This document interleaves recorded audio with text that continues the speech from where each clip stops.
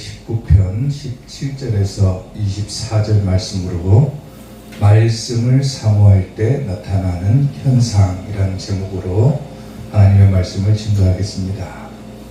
우리가 앞서서 시편 119편을 들여다보고 있는데 시편 119편은 모든 시편 중에서 가장 탁월하고 또 하나님께 찬양을 드리는 빛나는 말투, 언어 이런 것들로 가득 차 있는 그런 시다라고 말씀을 드렸습니다. 특히 오늘 우리가 읽은 이 본문 말씀을 보게 되면요, 우리 사람의 인생에 대한 목적이 기록되어 있습니다. 사람의 인생의 유일한 목적이 뭐냐라고 했을 때는 하나님을 섬기고 또 하나님의 말씀을 청종하는 것이 바로 인생을 살아가는 유일한 목적이다라고 볼 수가 있게 되는데, 오늘 우리가 그러기 위해서는 먼저 하나님의 말씀이 우리에게 들려야 되고 또 우리가 그 말씀을 사모해야 되고 더 나아가서는 그 말씀을 지키며 살아가야 된다는 거죠. 그래서 우리가 먼저 볼 것이 뭐냐면, 말씀을 우리가 사모할 때 우리에게는 분명히 어떠한 현상이 일어나게 된다라고 성경은 기록을 하고 있습니다. 내가 하나님을 사모하고 하나님의 말씀을 사모할 때 우리에게 그 말씀을 사모함으로 인해서 나타나는 어떤 현상들이 몇 가지가 있는데, 오늘 우리가 그런 현상들을 살펴보면서 함께 은혜를 나누고자 하는 것입니다. 자, 말씀을 사모할 때 나타나는 현상 첫 번째, 마음이 상하게 된다 그랬어요. 오늘 본문 20절 말씀을 보면은 내가 주의 규례들을 항상 사모함으로 내 마음이 상하나이다 그랬어요. 여기서 주의 규례들은 다른 것이 아니라 율법, 단습, 쉽게 말하면 하나님의 말씀이겠죠. 내가 하나님의 말씀을 항상 사모하는데 어떤 현상이 일어납니까? 내 마음이 상해버린다. 여기서 상한다라고 하는 의미가 뭐냐면 부수다, 완전히 박살내버리다, 그런 의미. 좀 이상하잖아요. 내가 하나님의 말씀을 사모하는데, 하나님의 말씀을 사랑하는데 어떤 현상이 나타나냐면 내 마음이 완전히 산산조각 나버린다, 부서져버린다.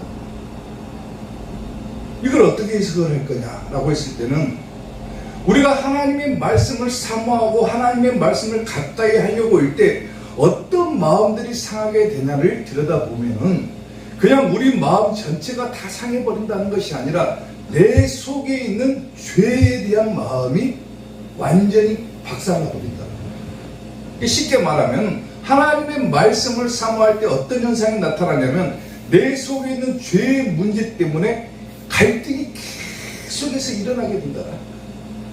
말씀이 부딪히니까. 일전에 어떤 분이 설교를 듣더니 그런 얘기를 해요. 목사님 설교를 들으니까 다 맞대요. 맞는데 그 말씀을 들으면은 어떻게 할 수가 없는데 자기가 그 말씀대로 살기는 너무나도 어렵다는 거예요. 말씀이 들어오니까 마음속에 갈등이 분명히 일어나요. 자기 마음이 상하게 돼요. 근데 그것을 지키고자 하니까 너무 힘들다는 거예요. 첫 번째로 우리에게 어떤 현상이 나타난다는 겁니까? 말씀을 들을 때, 말씀을 사모할 때는 내 마음이 완전히 상해버린다. 박살나버린다. 죄에 대한 마음. 시편 84편 2절을 보면은요, 다윗이 그럽니다. 내 영혼이 여호와의 궁정을 사모하여 뭐 했다 합니까? 쇠약해졌다. 물론 문자적인 의미로 보게 되면은 너무나도 사랑하니까, 성전을 사랑하다 보니까 자기 마음이, 자기 몸이 쇠약해질 정도로 그렇게 사랑했다라는 거죠. 하나님을 사랑하고 하나님의 말씀을 사랑하는데 왜 내 마음이 상해야 되는 것인가? 왜 내가 쇠약해져야 되는 것인가? 이런 것들을 우리가 한번 살펴볼 필요가 있잖아요. 뭐가 부서진다는 거예요? 아까 얘기했잖아요. 죄에 대한 마음들. 이런 것들이 부서진다는 거예요. 때로는 우리가 하나님을 믿는다고 하면서 하나님의 말씀을 듣고 또 우리가 어떤 것을 하나님께 요구하며 기도하기도 하잖아요. 근데 사람들의 기도 방법을 보게 되면 대부분의 기도가 어떻습니까? 하나님, 내가 원하는 것을 들어주세요라는 기도를 많이 합니다. 그리고 나서 그 기도가 이루어지지 않으면 어떻게 됩니까? 자기 마음이 상해버립니다. 이건 아까 지금 말씀과는 좀 다른 상황이죠. 잠언서에서는 뭐라고 하냐면은 소망이 더디 이루어지면 그것이 마음을 상하게 만든다. 하나님께 어떤 소원을 얘기하고 기도했는데 그것이 늦게 이루어지고 응답이 늦게 이루어지면은 속상하죠. 속상해. 그리고 뭐가 일어납니까? 실망하고 원망하고 불평이 일어나지만은 말씀을 사모할 때 마음이 상한 것은 좋은 현상이에요. 좋은 현상. 쉽게 말하면 내 죄에 대한 마음들이 다 부셔지기 때문에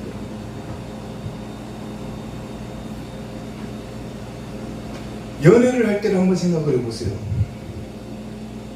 연애를 할 때 나란히 길을 걸어가다가 여자친구나 남자친구나 나란히 길을 가다가 손을 아직 잡기 전이다. 그러면은 나란히 걸어가면서 어떤 생각을 하냐면 손이라도 잡고 걸어가고 싶다. 그리고 지나가다가 손끝만 이렇게 살짝 스쳐도 어떻습니까? 짜릿하잖아요. 조금 더 관계가 발전돼가지고 이제 손 잡고 걸어다닐 때가 되면 손을 맨 처음에 잡았을 때 그 감정이 어떻습니까? 안 잡아봤어요? 손 잡았을 때 처음에는 굉장히 막 설레잖아요. 설레. 근데 1년이 지나고 2년이 지나고 계속 손을 잡고 걸어가다 보면은 이것이 손인지 통나무인지 구별이 안 갈 만큼 무뎌진다는 거예요. 사람이 너무 익숙해지다 보니까 어떤 현상이 일어납니까? 무뎌져 버리는 거예요. 감각이 없어져 버리는 거예요. 자, 죄도 마찬가지인 거예요. 처음에 작은 죄를 우리가 지었다라고 생각을 해보세요. 죄를 맨 처음에 죄라고 하는 것을 딱 지었어요. 그때 그 감정이 어떻습니까? 괜히 두근두근 거리죠. 그리고 죄책감이 일어나죠. 누군가가 나를 막 쳐다보고 있는 것 같은 그런 느낌이 들기도 하죠.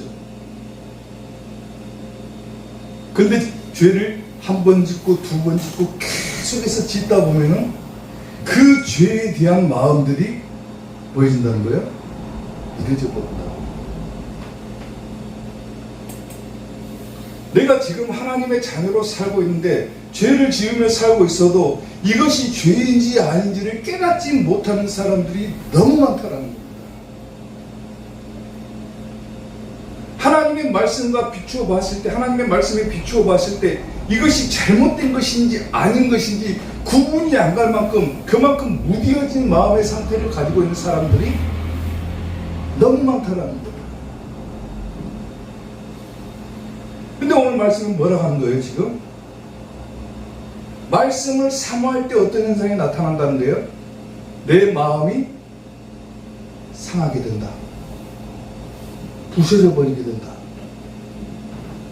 무뎌져 있던 내 마음에 내 죄에 대한 습성들이 말씀을 사모할 때 이게 부딪혀 오게 되면 뭐 한다는 거예요? 완전히 이렇게 부서져 버린다는 거예요.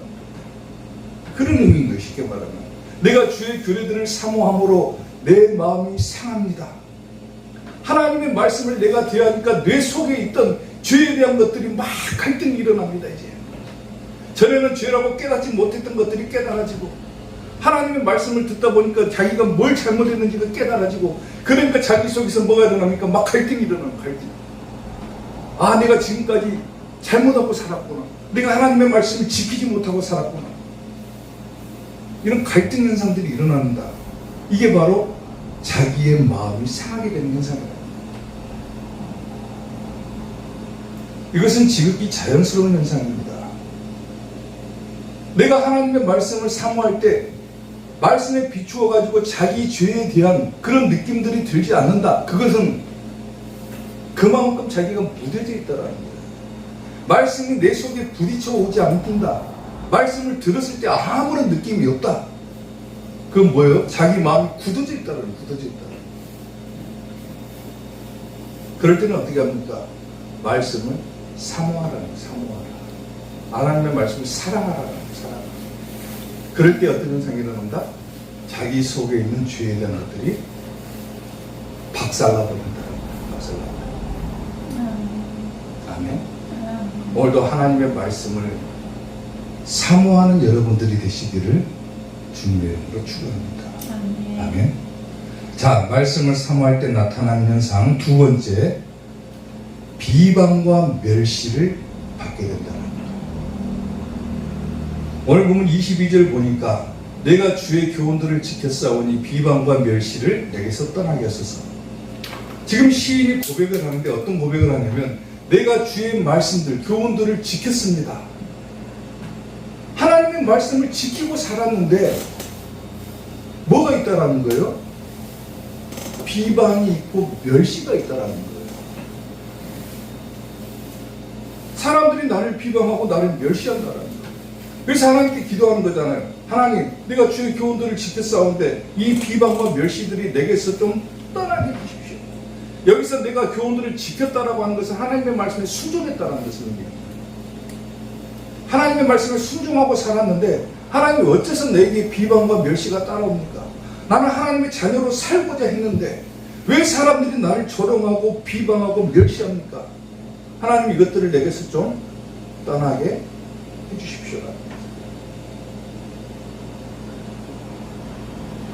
자, 히브리서 13장을 보세요.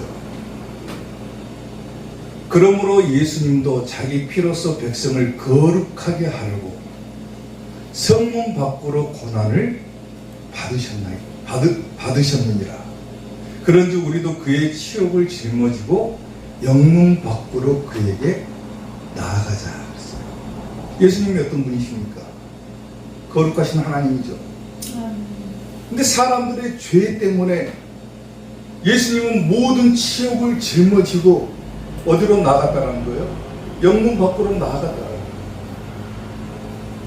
이스라엘 백성들은 이 영문이라고 하는 것은 어디라고 얘기하면 거룩한 곳이라고 얘기를 합니다. 그리고 영문 밖은 어디를 말하면 더러운 곳, 거룩하지 않은 곳을 말하는 거예요. 근데 지금 히브리서에서는 뭐라고 합니까? 우리가 예수님처럼 우리도 예수님의 치욕을 짊어지고 영문 밖에 있는 그분께 우리도 나아가자는 거예요.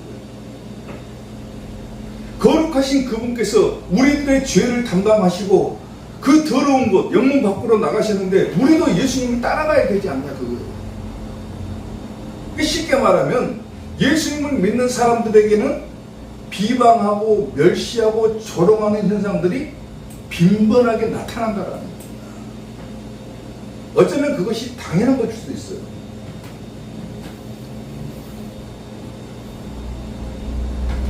그런데 우리가 사람들로부터 모욕당하고 예수님 믿는 것 때문에 치욕을 당하고 수치를 당하고 조롱을 당하고 비방을 당하고 멸시를 당해도 우리가 반드시 알아야 될 한 가지가 뭐냐면 오히려 사람들이 나를 비방했을 때, 사람들이 나를 멸시했을 때는 그것이 나에게 있어서는 뭐가 되는지를 알아야 된다는 거예요. 뭐가 됩니까? 복이 된다는 거예요. 성경에서는 이렇게 얘기를 해요. 너희가 그리스도의 이름으로 치욕을 당하면 뭐 있는 자다? 복 있는 자다. 영광의 영 곧 하나님의 영이 너희 위에 계십니다. 너희 중에 누구든지 살인이나 도둑질이나 악행이나 남의 일에 간섭하는 자로 고난을 받지 말려니와 만일 그리스도인으로 예수님의 사람으로 고난을 받으면 부끄러워하지 말고 도리어 그 이름으로 하나님께 영광을 돌려라. 사람들이 누가 나를 멸시하고 비방하고 조롱하면은 오히려 나에게 복이 있는 것임을 깨닫고 하나님께 영광 돌려버리라. 그거예요. 쉽게 말하면. 아멘.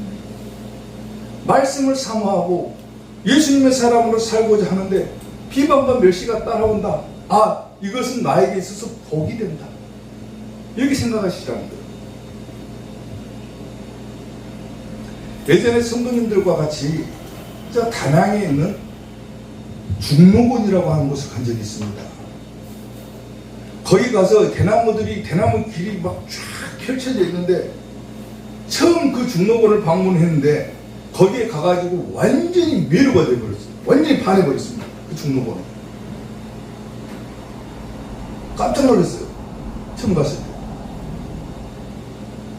근데 이 대나무들이 이렇게 쭉쭉 뻗어 있고 길이 아름답게 나 있고 이것들을 보고 파는 것이 아니라 거기에 써 있는 대나무의 속성, 습성을 보고 이야, 이 대나무들이 그런 습성이 있구나, 이걸 보고 제가 감동해 버리는 거예요. 반해버리는 거예요.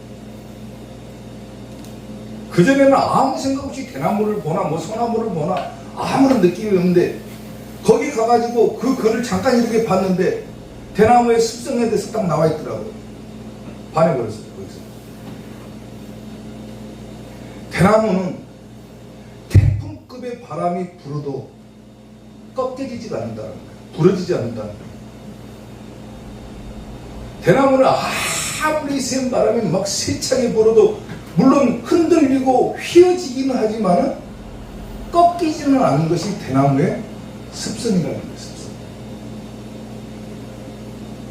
그 모습에 반해버린 거예요. 쉽게 말하면.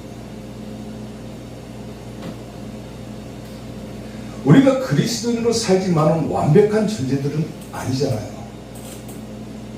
사람이기 때문에 우리는 완벽한 존재라고 볼 수가 없어요. 우리가 사람이 세상 가운데 살아가다 보면은 때로는 사람들과 부딪히기도 하고 다툼이 일어나기도 하고 또 사람들이 나를 모욕하고 비방하고 멸시하기도 하지만은 그런 것 때문에 우리가 잠깐 흔들릴 수는 있어요. 쉽게 말하면 완벽하지 않기 때문에 사람이기 때문에 흔들릴 수는 있다는 거예요. 쉽게 말하면. 그런데 우리는 어떤 존재가 되냐면 잠깐 흔들리고 시험에 들 수는 있지만은 절대로 자기가 나는 예수님의 사람이다 라고 하는 그 믿음만큼은 꺾여서는 안 된다는 거예요. 아멘? 아멘. 시험 안 당하고 사는 사람이 어디 갔습니까? 근데 자기가 가지고 있는 이 절대적인 믿음이라는 게 있잖아요. 나는 예수님의 사람이다. 나는 천국 가야 될 사람이다. 이런 절대적인 믿음만큼은 절대로 꺾이지 말아야 된다는 거예요. 설령 누가 나를 비방하고 멸시한다 할지라도 이것은 오히려 내가 하나님의 말씀을 사랑하고 예수님을 사랑하기 때문에 나타나는 자연스러운 현상이구나 라고 생각하고 그것을 그냥 받아들여 버린다라면 그 어떤 시련도 쉽게 극복해내리라고 확신한다. 제가 아주 힘든 시절을 한번 겪었던 적이 있는데 그때 저희 외삼촌뻘 되는 분이 저에게 어떤 말씀을 하냐면은 나한테 와가지고 그래요. 야 김도가 교회 다니는 것은 좋은데 너무 열심히 믿지는 말아라 그래요. 뭐든지 네가 그렇게 고생해가지고 돈 벌어가지고 뭐든지 교회다가 다 갖다 바치냐고. 그냥 믿음 가지고 종교생활 하는 것은 좋은데 너무 거기 빠지지만 말아라. 그 얘기를 하죠. 세상 사람들이 볼 때는 교회라는 것은 어떤 것입니까? 예수님을 믿는 사람들을 볼 때 어떤 마음을 들어요? 세상 사람들이 볼 때는 조금 정신 나간 사람으로 보는 거예요. 너무 미치지 말라는 거예요. 교회에다가. 그런 얘기를 들으면은 믿음이 약한 사람들은 어떻습니까? 나도 힘든데 내가 형편이 일단 우선인데 내 시간이 우선이고 내 물질이 우선인데 너무 미치지는 말아야 되겠다. 흔들려버려요. 믿음이. 절대적인 신앙을 가진 사람들, 특히나 하나님의 말씀을 자기의 생명처럼 여기는 사람들은 잠깐 흔들릴 수 있겠죠. 그러나 꺾이지는 않는다는 거예요. 오늘 여러분들이 그런 존재가 되는 거예요. 대나무와 같은 존재. 누군가 여러분들을 향해서 예수님 믿는다고 비방할 수도 있습니다. 멸시할 수도 있어요. 너 미쳤다. 너 교회다 미쳤구나. 너 정신 나간 짓거리 하고 있구나. 너무 그렇게 살지 마라. 누가 그렇게 조롱하고 비방하고 멸시할 수도 있어요. 그러나 그것이 여러분들에게 뭐가 됩니까? 복이 되죠. 아멘. 내가 너무 하나님의 사람으로 잘 살고 있다라고 하는 증거인 겁니다. 그것이 증거. 아멘. 세상 사람들이 나를 볼 때, 야, 내가 너 보니까 정상은 아닌 것 같아. 교회 다니는 모습 보니까. 근데 그 모습은 결국 뭐랍니까? 나에게 있어서는 정상적인 모습인 거예요. 내가 잘하고 있다는 증거가 되는 겁니다. 하나님의 복을 받을 준비가 다 되어 있다는 거예요. 그러니까 비방과 멸시를 당한다고 시험에 들거나 흔들릴 필요가 없어요. 하나님, 와, 이게 내게 복이 됩니다. 오히려 기쁘게 얘기를 합니다. 그리고 내가 말씀을 사모할 때 나타나는 지극히 자연적인 현상임을 깨달아야 해요. 그것이 우리에게 복이 된다. 그래서 반드시 기억하시기를 주님의 이름으로 축원합니다. 말씀을 사모할 때 나타나는 현상 마지막 세 번째, 결국은 즐거움이 된다는 겁니다. 오늘 보면 24절 보면은 주의 증거들은 나의 즐거움이요 나의 충고장이다 그러죠. 말씀을 사모할 때 어떤 현상이 나타난다겠습니까? 내 속에 있는 죄의 문제 때문에 막 갈등이 일어난다겠죠. 내 마음이 상하게 된다겠죠. 그리고 세상 사람들이 나를 비방하고 멸시하기도 한다겠죠. 그러나 결국에 가서는 말씀을 사모하는 자에게는 뭐가 주어진다는 거면 즐거움이 주어진다는 겁니다. 결국은 즐겁게 된다는 겁니다. 여기서 즐거움이라는 건 단순한 기쁨이 아니라 막 환호성을 지를 만큼 환희에 넘치는 그런 기쁨을 말합니다. 큰 기쁨이 된다. 그리고 뭐가 됩니까? 나의 충고자이다 그러죠. 주의 말씀이 나의 충고자가 된다 그러죠. 여기서 충고자라고 하는 말의 뜻은 뭐냐면요, 나의 조언자라고 하는 거예요. 조언자. 나에게 도움을 주는 사람이라고 하는 거예요. 쉽게 말하면 나의 책사, 모사 뭐 이런 뜻을 가지고 있어요. 그러니까 주의 말씀이 뭐가 된다는 거예요? 나에게 도움을 준다는 거예요. 도움. 나를 조언해 준다는 거예요. 나를 인도해 준다는 거예요. 이런 말씀을 사모할 때 내 마음이 상하기도 하고 때로는 사람들의 비방과 멸시를 당하기도 하지만 그 말씀이 나의 조력자가 되어준다라고 했을 때는 얼마나 우리가 든든하겠습니까? 나의 조언자가 되어준다. 내가 인생을 살아갈 때 어떤 길로 나아가야 될지, 어떤 방향으로 설정해야 될지, 무엇을 해야 될지 알지 못할 때 누가 나에게 조언을 해준다라는 거예요? 말씀이 조언을 해준다는 거예요. 말씀. 디모데후서 3장을 보면은요, 자 보세요. 또 어려서부터 성경을 알았나니 그랬어요. 디모데. 여기서 어려서부터라는 말도 마찬가지예요. 어린아이가 아니라 젖먹이를 말하는 거예요. 젖먹이인데. 어려서부터 성경을 알았나니, 성경은 어떤 능력이 있습니까? 능히 너로 하여금 그리스도 예수 안의 믿음으로 말미암아 구원에 이르는 뭐가 있다? 지혜가 있다. 하나님, 내가 어떻게 살아야 천국 갑니까? 하나님, 내가 어떤 인생으로 살아가야 하나님 마음에 흡족하시겠습니까? 뭐가 나를 알려준다는 거예요? 성경이 알려준다는 거예요. 성경. 말씀이. 모든 성경은 하나님의 감동으로 된 것으로 교훈과 책망과 바르게 함과 의로 교육하기에 유익하니, 세상의 어떤 지식보다도 성경은 우리에게 유익하다는 것. 이는 하나님의 사람으로 뭔가 온전하게 하고 모든 선한 일을 행할 능력을 갖추게 해주는 것이 뭐다? 성경, 말씀이다. 말씀이 나의 조언자가 되어준다. 나의 충고자가 되어준다. 그로 인해서 나는 결국에 가서는 즐겁게 된다는 거죠. 잠언서도 한번 보세요. 내 아들아, 내 아비의 명령을 지키며 내 어미의 법을 떠나지 말고, 말씀 떠나지 말라는 거죠. 그것을 항상 내 마음에 새기며 내 목에 메어라. 그것이 네가 다닐 때에 너를 뭐한다? 인도한다. 말씀이 인도한다는 거예요. 말씀이. 네가 다닐 때에 너를 인도하며 네가 잠을 잘 때에 너를 뭐 해준다? 보호해준다. 말씀이 보호해준다라는 거죠. 네가 깰 때에 너와 더불어 말하리니 대저 명령은 등불이요 법은 빛이요 훈계와 책망은 곧 뭐다? 생명의 길이다. 말씀이 나를 인도하고 말씀이 나에게 도움을 가져다 주고 내가 어떻게 살아야 될 방향을 일러주고 결국에 가서는 생명의 빛으로 인도해 준다. 천국 가게 된다. 그러죠. 아멘. 말씀을 사모하라는 거예요. 그래서 말씀을 사모할 때 말씀이 나를 인도해주고 나에게 조언을 해주고 결국에 가서는 비록 마음이 상하고 비방과 멸시를 당하지만은 결국 나에게서는 큰 즐거움이 되기 때문에 오늘 여러분들은 어떤 존재가 되냐면 말씀을 사모하는 존재가 되라. 아멘. 아멘. 아멘.